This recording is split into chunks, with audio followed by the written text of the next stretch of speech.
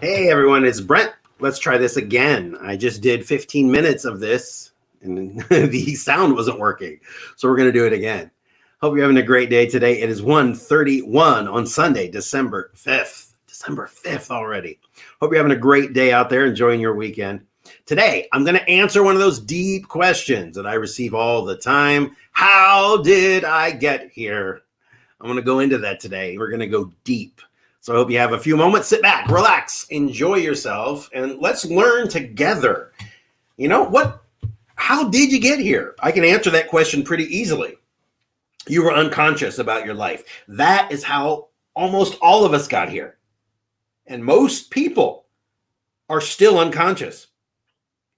Here's what's going on with you. Get the idea that your life, I want you to imagine it consists of nothing but a very long reel of videotape. The past is represented by exposed film, and the present and the future are still blank. On this tape, everything that happens to you is recorded. And when I say that, I mean everything.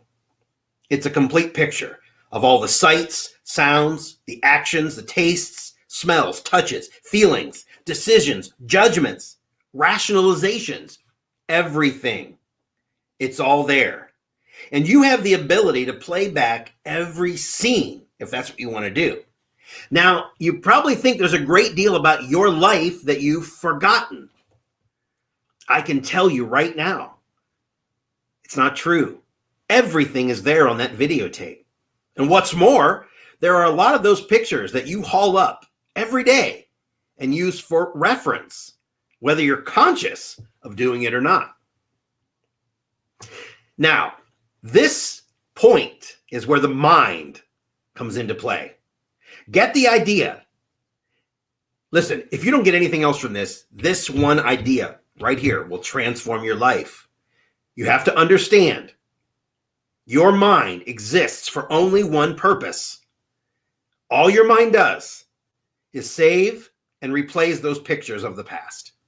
And it does that because it believes it will help you survive. And by survive, I don't mean just keeping your heart beating. It is so much more than that. It's psychology. Nobody understands how their mind works. So it's not just survival as in living, but it also things like, is it okay to be sitting in the room I'm in? Is it okay to eat the food that I'm going to eat? Is it okay for me to drive 80 miles an hour down the freeway? And on and on. In fact, your mind is what says it's okay for you to run your life exactly the way you're running it right now. Now, from a procedural standpoint, what happens is that you find yourself presented with a situation where you have a choice to do it or not to do it. At that point, your mind enters the game. And it enters the game with those old pictures to check you out. Then your mind issues a go or no-go decision based solely on those pictures from the past. And every step of the way, as the event unfolds, your mind maintains the vigil, constantly checking to ensure that you're okay, that you will continue to survive, that you're right doing what you're doing. Now, I want you to get this, understand this, burn this into your brain. Your mind cannot let you be wrong, because to do that would threaten your survival. So now it's easy to see how your mind comes into play. and all these major incidents in your life. But I also want you to get the idea that your mind interacts with you in every situation, even down to those you would consider inconsequential.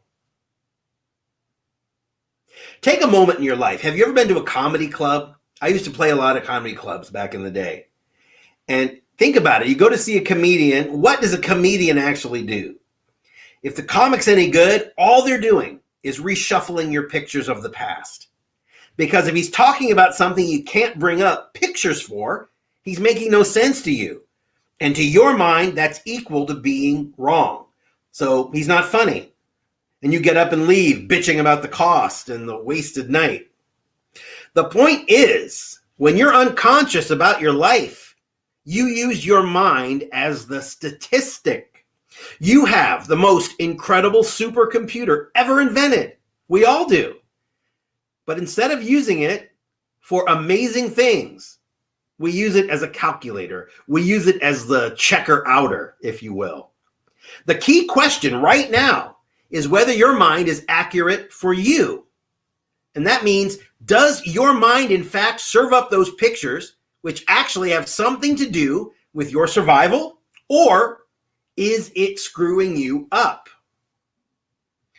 To make this analysis, let me give you a situation from my life. Let me take you back 4 or 5 years old. I'm riding my bike down the street with training wheels on it. I didn't quite make it as I tried to turn at the end of the road, fell over, crashed into a telephone pole, got myself together, my arm scratched, had a bump on my head, stomach was hurting. So I go home crying to my mom. She fed me, which now that I'm thinking about it, could have been a problem. She fed me to make me feel better, told me it was okay, told me to be more careful the next time. But I want you to understand this.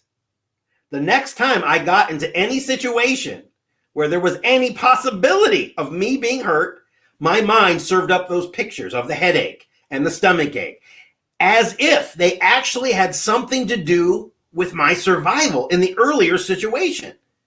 So you get a headache, you get a stomach ache. I got both again. I got to survive because my mind believed the two events were related to each other. That is what our mind does. That is the entire point. Your mind puts us in this game of having to be right. And when we get there, we're trapped. Your mind is screwing up your life because it's serving up these old pictures when in truth, they have absolutely nothing to do with your actual survival. Your mind seeks to make your life consistent. So what it does, it serves up the same pictures when you get yourself into any situation that is even remotely similar to an earlier one.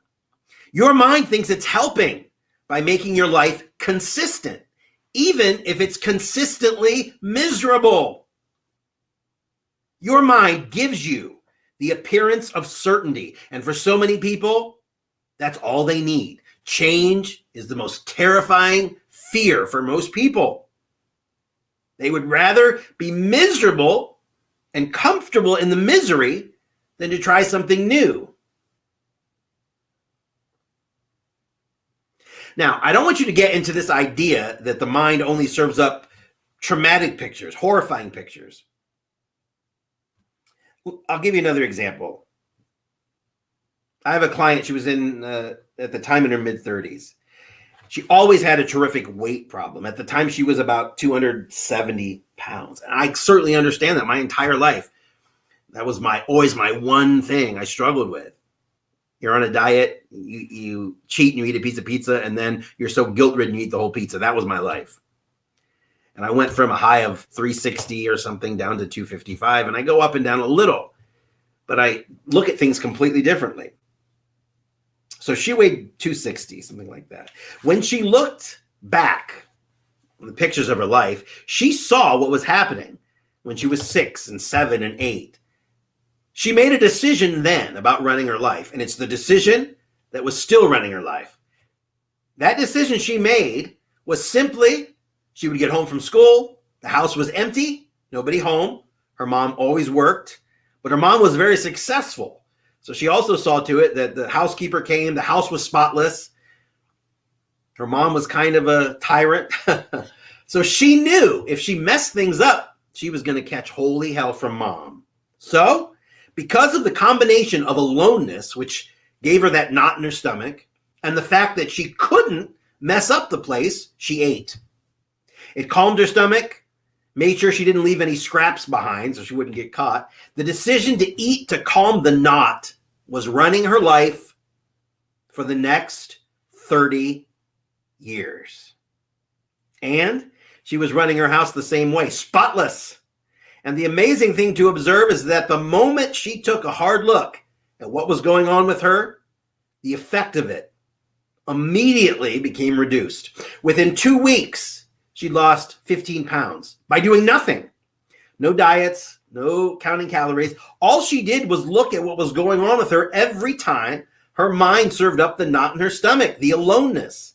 Then she found she had a brand new conscious choice to make about eating.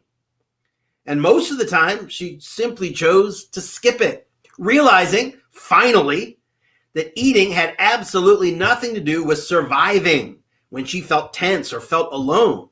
And once she realized this, she was able to deal with it. As a matter of fact, you should have saw this bright look of contentment and relief and aliveness, I would say be the best word, on her face, because she came to that point of realization that she had control. She had control of her weight. No doctor, no diet, nothing in the world was going to get her to that solution because she's had it inside the whole time. Right now, I want you to take a hard look at your life and look at the lives of the people around you. You'll come to the realization real fast that most of us don't have terrifying experiences running our lives. Most of us were never attacked at gunpoint. Most of us were never beaten within an inch of our life. Most of us haven't gone through what some have. Yet our lives are definitely still run unconsciously because they're based on decisions we made when we were kids. So as incredible as it seems, our minds are screwing up our lives trying to help us. And we let it happen simply because we're unconscious of it. We don't know it's happening. Here's another example. A friend of mine was really cold, really aloof. She had relationships, but always on the winning side. She was a dancer on a cruise ship. Few people could get close to her. And no one ever got close enough to be able to hurt her. Now, when she looked at that, she found that it all related to a decision she made back when she was very young. Her dad was persistent with this idea that she could do it. She could stand on her own 2 feet, that she should get out there and show them. The fact was that she couldn't, but she nevertheless made a decision unconsciously to let that stick with her and run her life. By the time she was 22, she'd been in and out of 4 colleges. What happened was she'd get there and just sit looking out the window, being cold and aloof, trying to stand up and show them. But she failed consistently. And when she looked and saw those pictures that were running her life, she had a conscious choice to make, whether or not to let them continue to control her life. So she chose to ditch them. She went straight home to her father, cried her eyes out. She told the truth about what was running her life and how it wasn't working, and he understood. In fact, he cried too. His little girl wanted to lean on him. She loved him. Life is amazing. But then you're unconscious about it most of the time. The truth is, when you become conscious of the fact that your mind is serving up survival pictures from the past, and then you choose to take a hard look at those pictures, the effects they have on you diminish immediately. If you continue to look them square in the eye, to tell it like it is, the effects will vanish completely. Because you will realize you have a conscious choice to make, whether or not to let these pictures of a similar situation continue to run your life. Now you have the opportunity to go out into your life and validate what I just told you. Take a hard look at whatever you don't really like about you. Then sit down somewhere by yourself and tell the truth about it. No more lying to yourself. Time to get on with it. And you should take whatever comes up. Don't push pictures out of your mind when they drift in. There's a reason they do. Take a look at them. Start by being conscious of the problem that you're interested in. Then rerun that video at the point the thing last happened to you. Since you're a physical being, you're actually a spiritual being having a physical experience, but now you're a physical being. It has to start somewhere in your body. There has to be some point. Where is it located? How far is it? How far down? What thoughts do you have about it? What judgments? Before you begin an exercise like that, you have to know you're going to experience a great deal of fear. It's taking that long, hard look at your life. It's almost as if you think you might wander back there and get stuck permanently or go nuts if you have to go through it again. The truth is you're just you, and the effect of consciously rerunning the video and looking at the pictures of your life is one of tremendous relief, because you finally get to go through issues instead of around them, and to tell the truth to you about what was going on from you. And you can just be there, watching that tape run, looking. You are just you. You are not the event. You just went through it. You can go back, you can rerun the tape on all those issues you refused to deal with at the time they occurred and get them out of the way permanently. Only after you tell the truth will you come to the realization that you have total freedom to choose. You always have. You are in control. You can stop letting those old pictures run your life.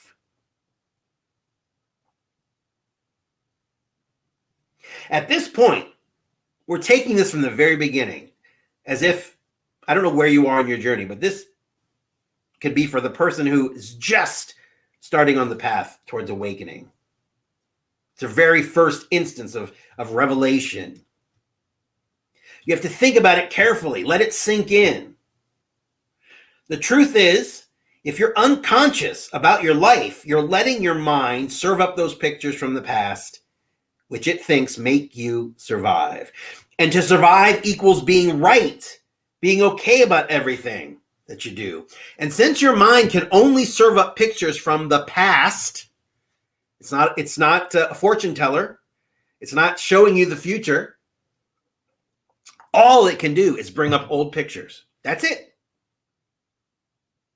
So what happens is you're living there. You're living now in the past. What I'm going to tell you now is deep, and I want you to get this. If you're watching this later as a replay, thank you.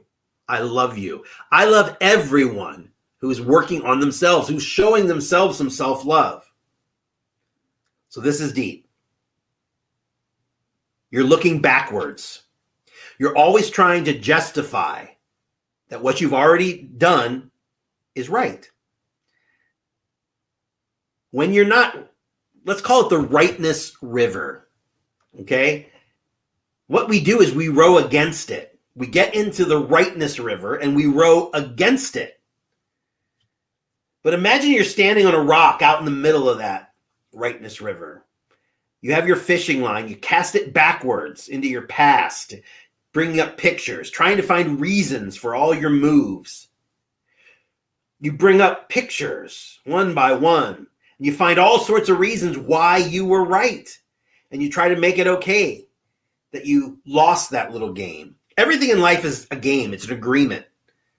If you look at life that way, anything that's happening to you, you've agreed to.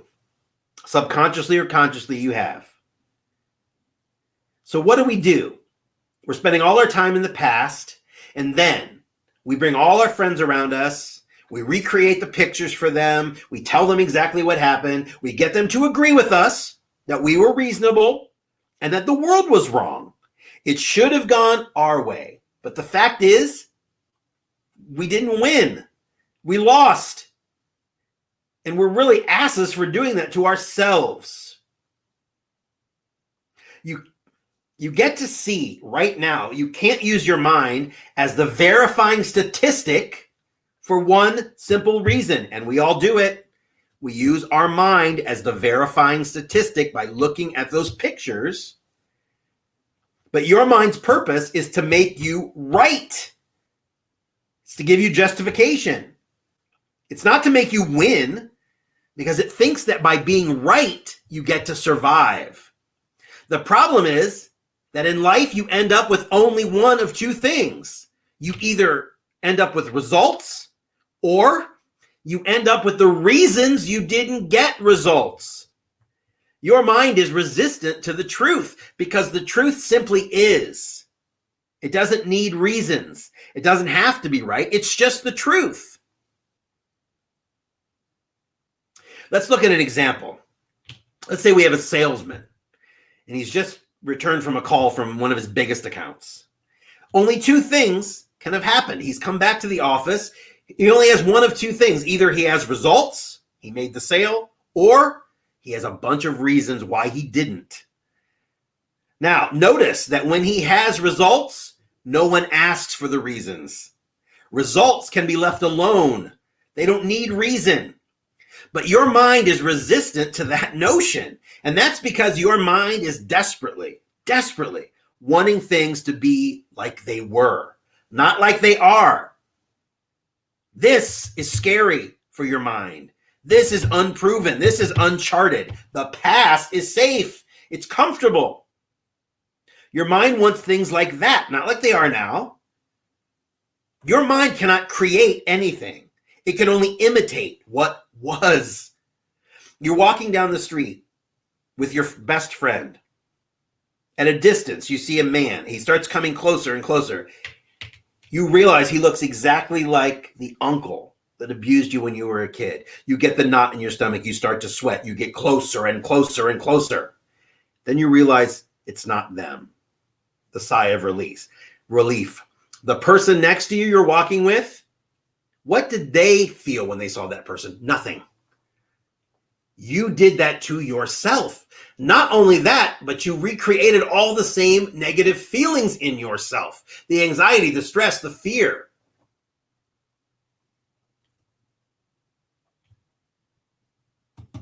Your mind can only imitate. So what does that mean? It means you're standing on that rock in the middle of the rightness river. You're fishing into the past, trying to justify what was. And what are you doing when that's happening? Wasting more valuable time. People who live in the past or go to the past to try to show you that they should have, would have, could have. Waste of time and energy. Maybe someday the real you will become convinced that being right doesn't represent an answer. Once you get sick and tired of surviving while losing all the games, it'll start to gnaw at you. You'll begin to move. You'll begin to take action.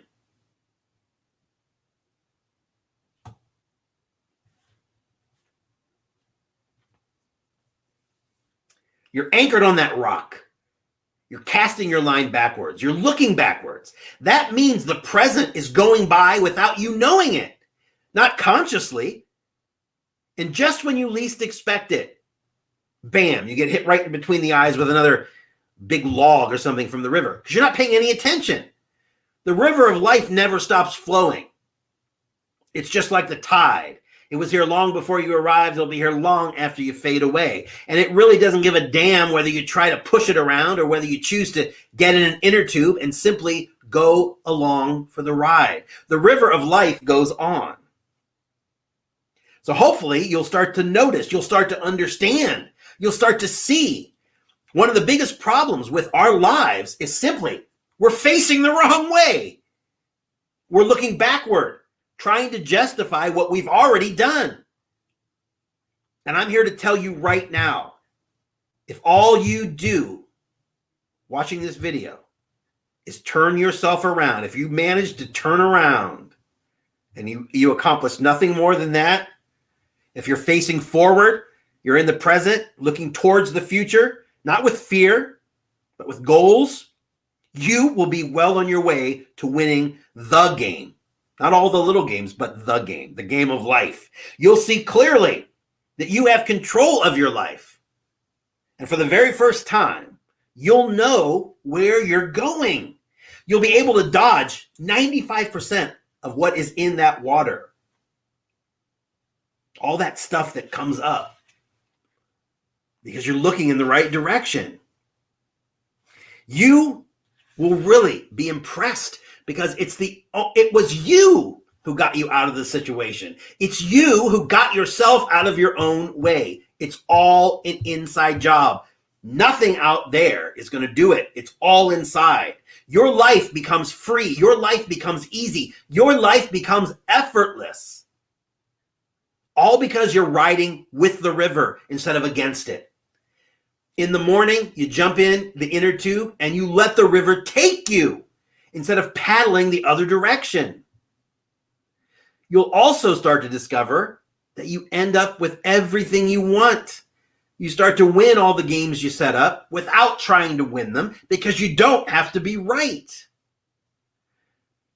So if you're ready to turn around, if you're ready to begin your journey upward into a new life, then join me back here tomorrow because we're going to talk about the next step on this journey and what you need to do next to make your dreams and your passions come true so you can live life by design, not by default. Most people get up in the morning and they live the life as it unfolds with no rhyme or reason, reacting to life, always on the reaction. One of the first books I ever wrote was The Secrets of Mind Control. The Secrets of Mind Control is powerful because inside this book, it was the first time I put everything down about obsessive compulsive disorders, social anxiety, post-traumatic stress, panic, anxiety. So many people deal with fear and anxiety, and it keeps them from the situations in life that really matter. I want to give you a free copy of this book. I know you could use it. It's the holiday season. There are no strings attached at all. I want you to have it. It's a $29.99 book, and it's listed on my website for that price. But if you go right now to brentwebb.com/free-book, you can grab a copy for yourself and download it. It is there for you. You can read it at your pace. There's so much fantastic information in there. So I want you to go take a look at it. It is The Secrets of Mind Control. I'm giving away, let's say 100. We'll do 100 of them. Okay, so the first 100 people that grab one, it's yours free. My gift to you, it will make changes. I guarantee it in your life. Now, if you're not a member of our Facebook community, you should be, because that really is the hub of our entire organization. We're programmed from the moment that we're born. We're programmed by our family, our friends, teachers, students, the media, the government, society at large. We're programmed with their ideas, their wants. And we forget who we are. In our group, we're like-minded people. We're banded together. We're helping each other. We're helping each other empower ourselves. And in doing that, we learn to empower each other.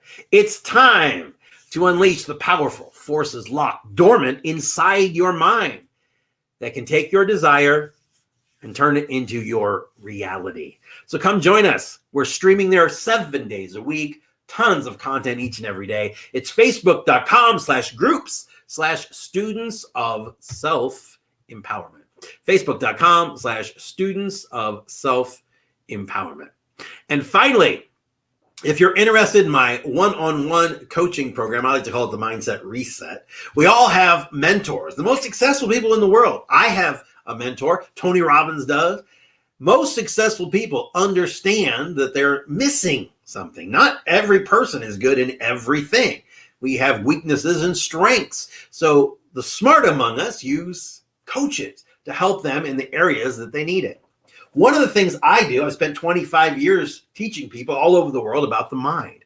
Every problem that you have can be traced back to your mindset. So what we do in my Mindset Reset program, we do a one-on-one 6-month coaching program. We meet once a week. via Zoom.